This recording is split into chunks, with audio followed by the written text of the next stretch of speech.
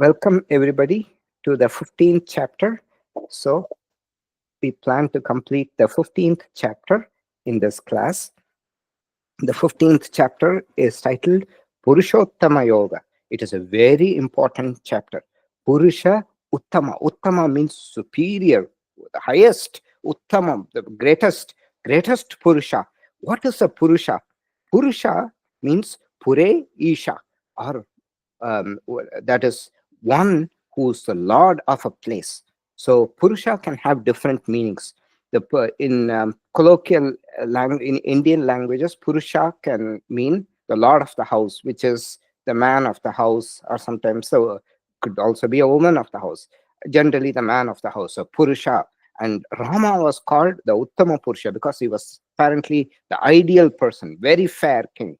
So Purusha means literally a lord of a place. So Atma is called the Purusha. In the charioteer example, do you remember in Kathopanishad, Atma Namratinam Vidhi? So the Atma is like the lord of the chariot. And then the chariot, the horses are like the senses. They go hither and thither. When they see something on the road, they can go that way. The reins are mana nikraham vidhi. So the reins are like the mind. And then the charioteer, the guy who runs the chariots, like the intellect, buddhim tusaratim vidhi. So, and who the king, the lord of the chariot, is the person sitting in the chariot. So Atmanam Ratinam Vidhi. So that is the Lord of the chariot. Like that, Purusha is the Lord of the body. Purusha is the consciousness. Body is inert. It is like the electricity which powers. Remember this example exactly. Purusha, Atma is like the electricity. It has no good or bad things. It just powers. Your mind can be disfigured because of that. You act bad. Okay, remember this very important thing. So Purusha means the lord of the place. It also means that which pervades the whole body. So the Puram, this place, it can the one that pervades the body. So Uttama Purusha, and Purusha, therefore, it can mean different things in different contexts. And what is the Uttama Purusha? That is the Brahman or the Atma. Okay. As usual, we would like to acknowledge Swami Paramarthananda Saraswati for the traditional rendering of Vedanta as it was done for over 1,000 years, starting with Adi Shankaracharya. We will say a small prayer. Om Shri Gurubhyo Namaha Sada Shiva Samarambam Shankaracharya Madhyamam Asmadacharya Paryantam Vande Guru Parampara. Salutations to the lineage starting with Lord Sadashiva, with Adi Shankaracharya in the middle, and continuing up to our immediate teacher, Swami Paramarthananda Saraswati. So, with that, every time I will just recap. So, first, what did we see in this chapter? Samsara, the 1, 2, and half of third verse talks about a comparison of samsara. What is samsara? It is the constant cycle of births, deaths, and the suffering and the pleasure that we go through in this lives. That is a whole thing is samsara. It is anadimat. It is beginningless. We've been going through this for countless, infinite time. So this is, and it compares the samsara to a ashwatha tree. Then moksha sadhanani, spiritual disciplines leading to liberation. And then Brahmanaha sarvatmakatvam, Brahman as all jivas, we saw that, right? And also as the Jagat, it is the electricity principle that the jivas refers to the sentient beings like people like us, animals, everything. Jagat, it's the inert world, rocks, mountains, everything. Brahman powers even that. It's Brahman is the reason the molecules are holding van der Waals force. Everything is powered by Brahman. And Brahmana Purushottamatvam.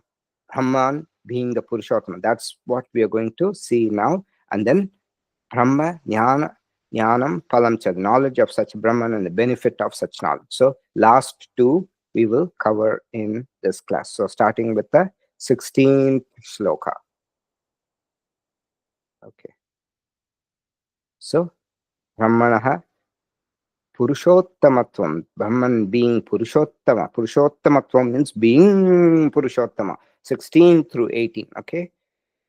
Previously, Bhagavan says, I am seated in the heart of all beings. From me comes memory, knowledge, and forgetfulness. Through all the Vedas, I am to be known. I am the initiator of the Vedanta tradition. I am the knower of all the Vedas. With that, Dvabhimau Purushau Loke Kshara eva cha Shara Sarpani Bhutani Kutastokshara Uchyate.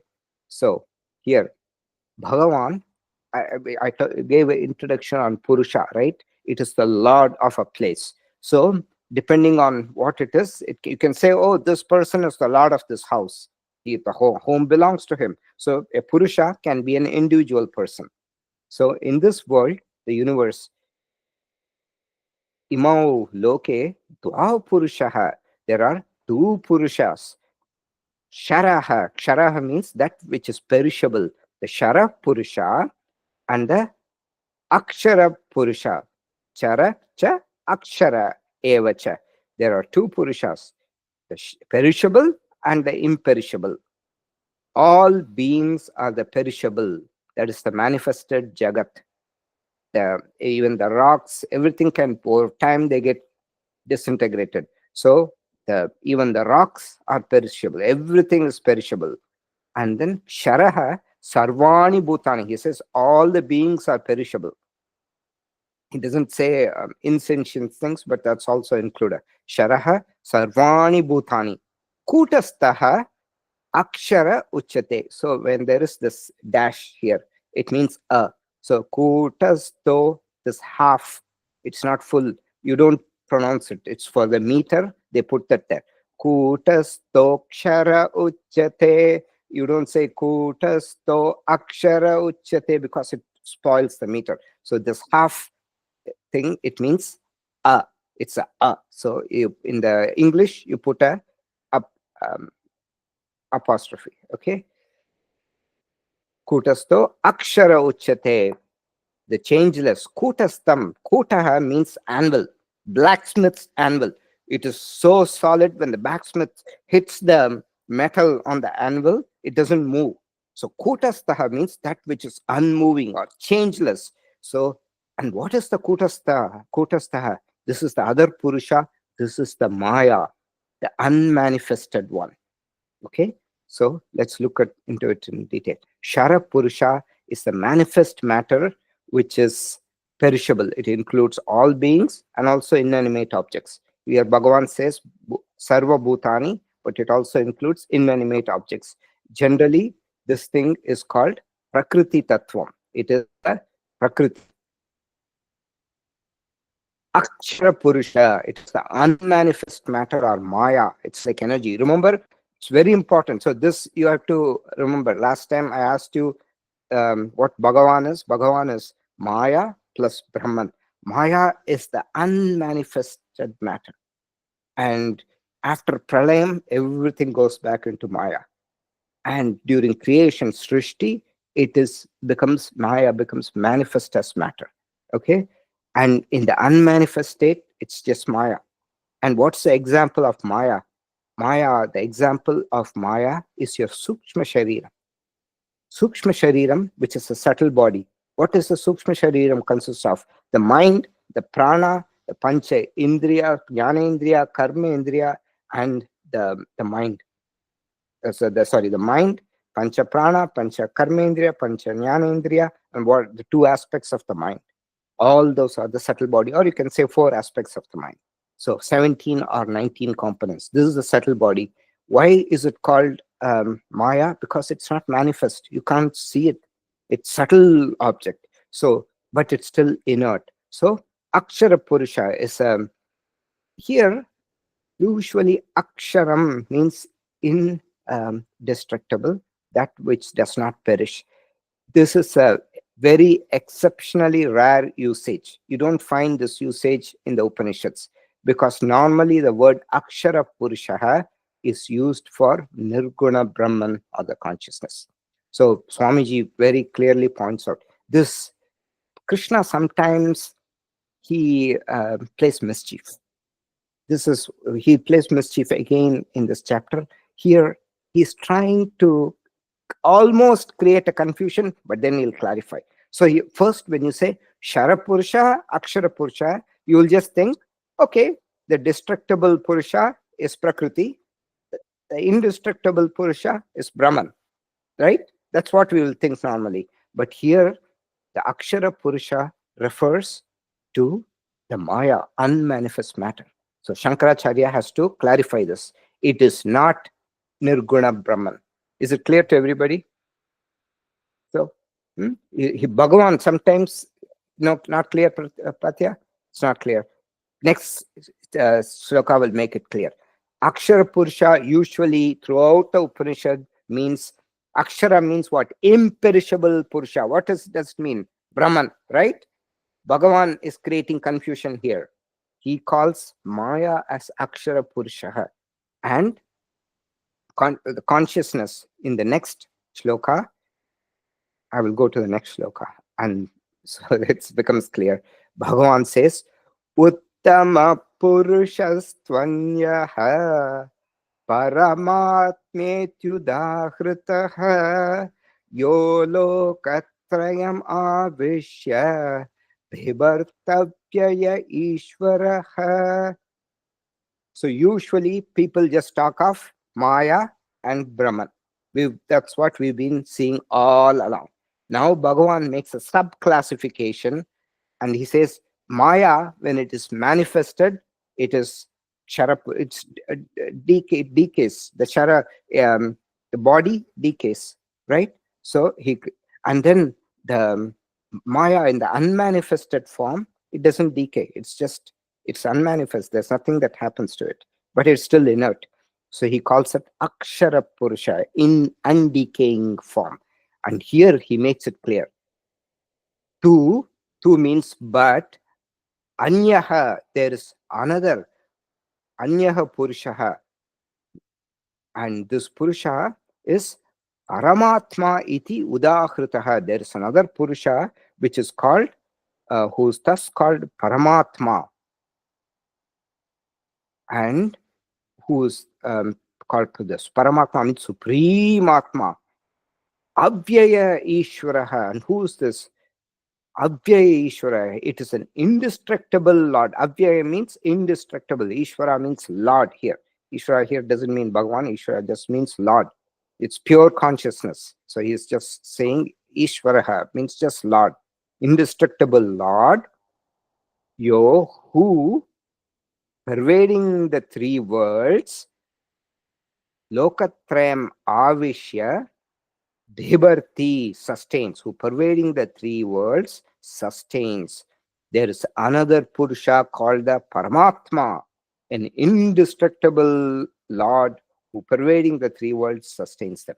So this refers to Purushottama. So Bhagavan has created, just to see if Arjuna is listening, he's created a small confusion. Is it clear now?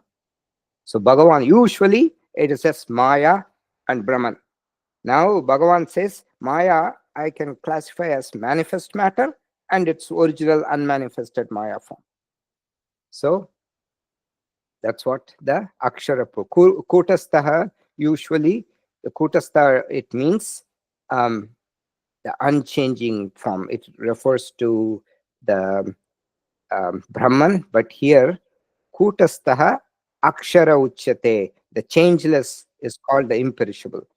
Yes, Patya. Can we call it Kutastha Nitya? I heard this word Kutastha Nitya. Nitya means ever there. I mean, Yes. yeah, it's unchanging. It's Nitya means it's all.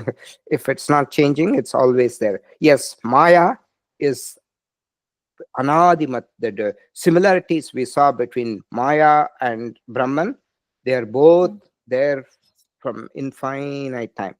Okay, Yes. and they're Okay. both needed for the universe. Those are the only two similarities. So Hmm. yeah, it is nitya. Then okay, now let's see the comparative studies of the three purushas. If you see this, Shara Purusha, manifest matter; Akshara Purusha, unmanifest matter; Uttama Purusha, consciousness. If you see the attributes, it's the same for Shara or Akshara. Sentience, they're both inert, whereas consciousness is sentient. Attributes or gunas, they all have gunas. Even the unmanifest matter, its gunas are in the latent form. It is there, but it's in the latest form. It doesn't, or maybe you can say nirgunam, sagunam. It depends. It's latent. It's not visible, but it's there, hidden. Whereas Uttama Purusha is nirgunam. So why? Maybe I should clarify and say sagunam slash nirgunam. It is not perceptible, but it is there as imprint. It is there as a DNA. Okay, and then modification. Savikaram. A rock disintegrates into sand, so it's changing. Even the Maya, Savikaram, because from unmanifest can become manifest. Divisibility, Savikalpam, you can break it. Maya also, it's one entity which can be divided into many different objects when it manifests. Independence, Swatantram, these are both mithya. They don't have any independence. Mithya means what? It's seemingly real, but it's not real. So one day you can say, okay, I have a gold bangle. Next day you can melt it and make it into a chain. So where is the bangle? It's not there. So it in a form, it looks like this form, but tomorrow it's in a different form. So it is called mithya. So both of these are mithya because it can be unmanifested, then it can manifest. So it doesn't have independence, whereas Uttama Purusha is Satyam. So um, in the 8th chapter also, Bhagavan talks about manifest, unmanifest matter. Avyaktadyakta yak sarvaha prabhavantyah ragame ratyagame praliyante tatraiva vyakta sanyakhe. Everything avyaktadini bhutani vyaktamadhyani bharata. Second chapter, avyakta nidanan eva tatra ka paridevana. So Bhagavan says everything is unmanifest in the beginning, then it manifests. Again, it goes back into unmanifest state. And the 8th chapter also, in 2nd chapter, Bhagavan says that 8th chapter also, avyaktat vyaktayak sarvaha ahar agame. So during the day, from avyaktam, they become vyaktam. From unmanifest, manifest. What's the day? That's the creation. Then night of Brahman is everything goes back into pralaya. Okay. Creation, then everything manifests, and then everything goes back into pralaya. So it's a cycle. It's like natural rhythm of the universe. Okay. So that is the manifest and unmanifest matter. And beyond all that is the consciousness. And the third entity in creation, it is Paramatma or the consciousness. Other two entities, manifest and manifest matter. Is it clear now, everybody? Yeah. So this Bhagavan has repeated throughout the Bhagavad Gita. In the 13th chapter also, he says, Upadrashtanumanta cha bharta bhokta maheshwaraha paramatmeti chap yuktaha dehesmin purusha paraha. The supreme Purusha in this body is also called the ultimate seer, the witness, the permitter, the supporter. Permitter is because of the Bhagavan that we are, all the activities happen. It is the supporter, the experiencer, and the great Lord. So it is Paramatma iti udahritaha. Paramatma iti cha uktaha dehesmin purusha paraha. So this supreme Purusha is called the Paramatma. Okay, so it's Bhagavan has said this even before, everywhere. So function is to pervade and be the basis for matter and energy. So gold, it's like gold pervading all the ornaments. It's not an ornament, it is just gold. Like that, consciousness pervades everything. Okay, consciousness is abhyayaha, changeless, even though pervading the entire universe. Um, Achedyohamadahyoham akletyoshyosya evacha nitya sarpagatastanuhu achaloyam sanatanaha. This Atma cannot be cut, this cannot be burned, this cannot be made wet, this cannot be dried. It is changeless, all pervading, stable, unmoving, and eternal. Okay, so the only common thing between Maya and Brahman is the two common things. They're both timeless, they've existed forever, no beginning, and they both come out as the universe. Okay, but Maya has no existence of its own. It's just like matter, like Play-Doh. You do shape, like kids make all these objects from this Play-Doh, right? Like that, it is Bhagavan. The consciousness creates all that. Yasmacharamati aksharaadapi chottamaha atosmi loke vede cha pratita purushottamaha. Okay, here Bhagavan says, Yasmad, since, as Sharam Atitaha, since I transcend, Atitaha means I transcend, I'm above, I transcend the manifest, Shara Purusha, the manifested, Aksharad Api Cha Uttamaha, and also Uttamaha means above, I am also above the Akshara Purusha. Here he refers to unmanifest matter, which is Maya. Athaha, thus, um, Asmin loke vedecha patita purushottamaha. So what's he saying? Uttama. So ata, therefore, asmi, I, loke, in the world, vede, and in the Vedas, I am known as, pratitaha means I am declared in the world and in the Vedas as Purushottamaha. Ataha, therefore, asmi, I, loke, in this world, Vedecha, and also in the Vedas, Pratitaha, which means declared, Purushottamaha as the highest Purusha. Because what the reason he gives, I transcend both the manifest and unmanifest matter. I am above all that. It's me that uses them and plays with them to create all that. So that is, and Bhagavan here plays a mischief. Uttamaha means most superior. Bhagavan here says, he, what is the mischief he's saying? He says, I.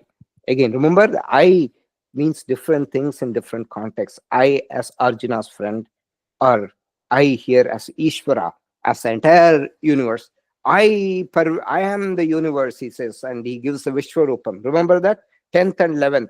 I am the mountain. All the great things in the world, 10th chapter, is me. So there it's Ishvara. Ishvara means Brahman plus Maya. Remember?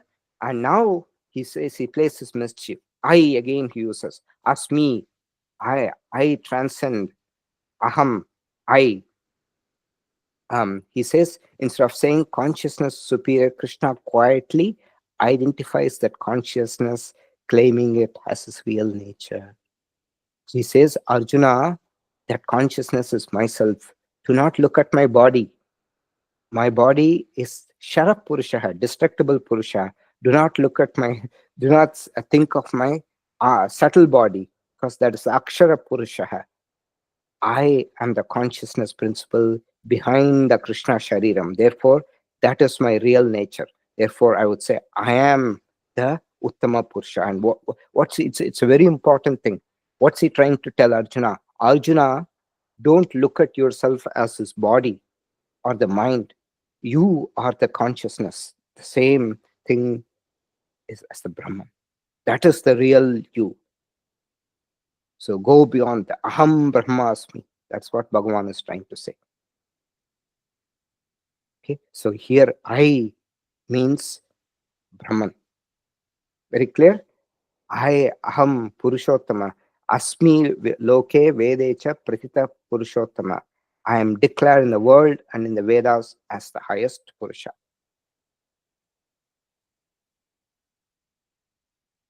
Yo mam evamasam janati Purushottamam sa sarvavid bhajati mam sarvabhavena bharata. Yo, one, asammodaha, undiluted, mam janati, knows me, evam, thus, as the Purushottama, that person knows it all, and they worship me wholeheartedly. So, yaha, who, mam, yaha, asammodaha, undiluted, evam, thus, mam janati, knows me as Purushottama, Sarvavid, that person knows it all. Mam bhajati sarva bhavene, and they worship me wholeheartedly, O Bharata.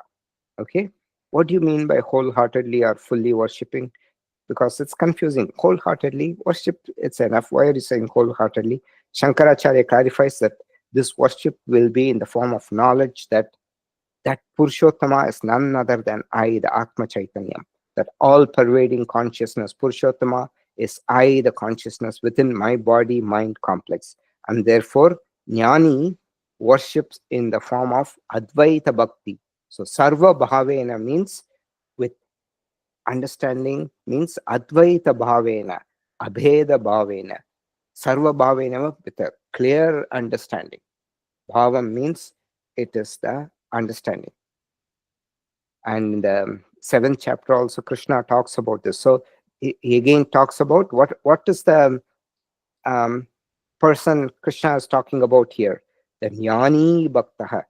Mam Bhajanti. So this person worships. He's a Bhakta, right? What kind of a Bhakta is he? He's a Jnani Bhakta. Remember in the seventh chapter, Chatur Vida Bhajante Mam Jana Sukritinorchuna Arto Jignasu Artati Jnani cha Bharatarshaba. There are four types of people who worship me. Artha, afflicted; Jignasu, one who wants knowledge; Artharthi, one who wants material wealth; and the Jnani, the enlightened person. So this refers to the Jnani Bhakta. Is it clear? So Bhagavan, throughout the Gita, he repeats. Do you see that pattern? Different. Purushottama is used that before, the 13th chapter.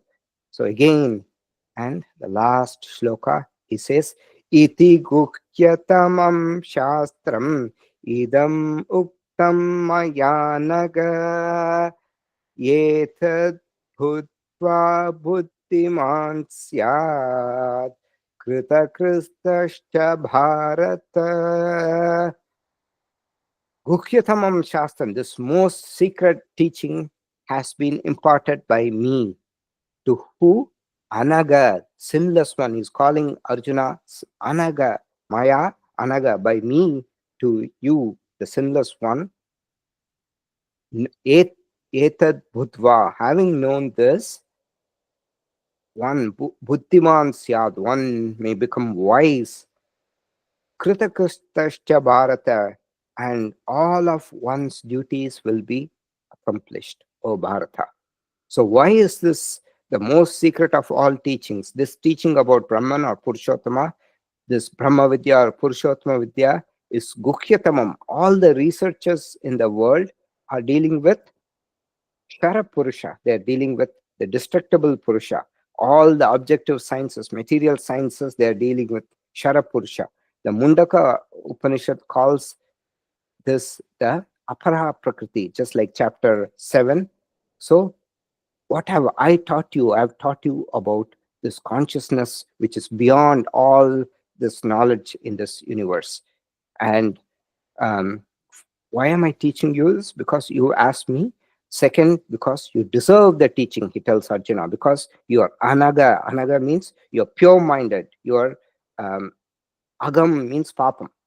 Anagam means one who is pure minded. Anaga means Papa Rahita, Shuddha Purusha. Since you are very pure, I give you this teaching, Bhagavan says. Clear? So he makes it very clear. This is superior than all the worldly teaching. Remember the Para Prakriti and Apara Prakriti. Okay? So Bhagavan, Anaga, anaga means Anaga means sinless one. Agam means papam, sin. Anagam means one who is pavitra. sinless. Pavitram, pure, yes, sinless. All right. Om Tat Sat iti Srimad Bhagavad Gitasu Upanishadsu Brahma Vidyayam Yoga Shastre Shri Krishna Arjuna Samvade Purushottama Yogo Nama Panchadashodhyayah. Okay, stop the recording. And